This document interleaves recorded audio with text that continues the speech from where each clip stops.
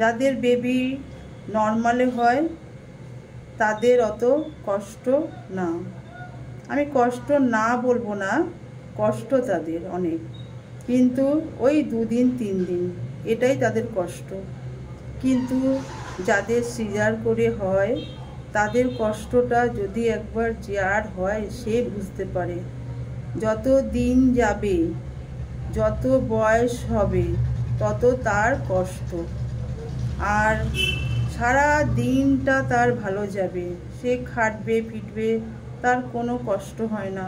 যখন একটু আরাম করে শুতে যাবে তাদের তখন অনেক যন্ত্রণা, জ্বালা যন্ত্রণা শরীরে হয়, আর সেগুলো অনেকে বোঝে না।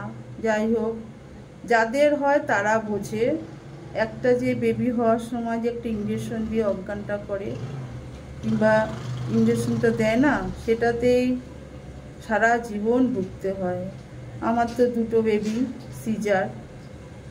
যত বয়স হচ্ছে তত দেখছি আমি ভেঙে পড়ছি। আগে প্রচুর কাজ করতে পারতাম, এখন কাজ করতে গেলে আমার প্রচুর যন্ত্রণা হয়, বসতে তো পারি না একভাবে। আর তোমাদের কাছে আমি বলতে পারবো না, মানে এত শরীরটা খারাপ হয় যখন কাজ করি না, মানে ইচ্ছা করে না, কেউ যদি একটু করে দিত।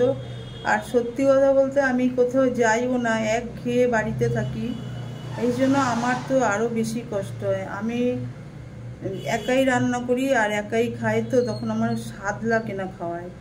আর ইচ্ছা করে আমার একটু যদি বাইরে কোথাও যেতাম, একটু খেতে পারতাম বাইরে, মানে আত্মীয় বাড়ি, আমি তো যেতে পারি না। আর আজকে এই ছেলের শরীর খারাপ, এই কালকে মেয়ের শরীর খারাপ, এই হাজবেন্ডের শরীর খারাপ, আমি এই নিয়ে আছি।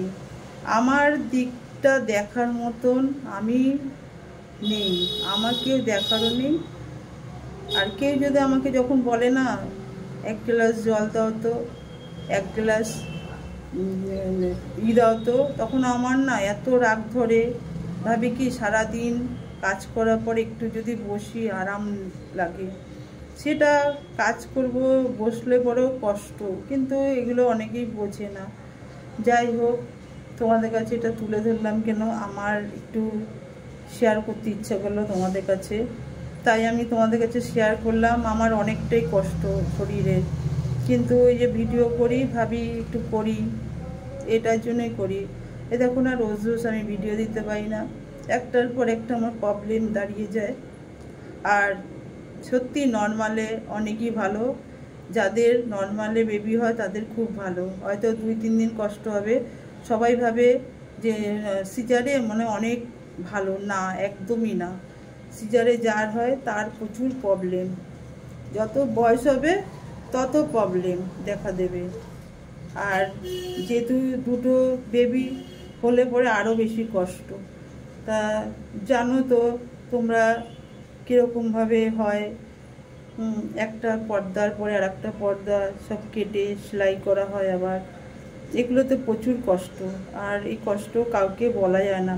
আর ব্যথাটা যখন হয় না, তখন এমন একটা ব্যথা হয়, সেই ব্যথাটাও কাউকে বলা যায় না কেমন ব্যথাটা হয়, বুঝেছো। আমার যখন প্রথম বেবি হয় তখন আমার না, আমি মানে এপাশ থেকে ওপাশ ফিরতে পারতাম না, এত কষ্ট হতো। মানে আমার তো কেউ আর দেখার নেই, আর একাই সব সামলাতে হয়েছে। যাই হোক, তোমাদের কাছে কথাটা শেয়ার করলাম, তোমরা মনে কিছু করো না, আমার ইচ্ছে হলো তোমাদের কাছে শেয়ার করতে, তাই শেয়ার করলাম। সবাই ভালো থেকো, সুস্থ থেকো, আর কি বলবো, বাই বাই, সি ইউ।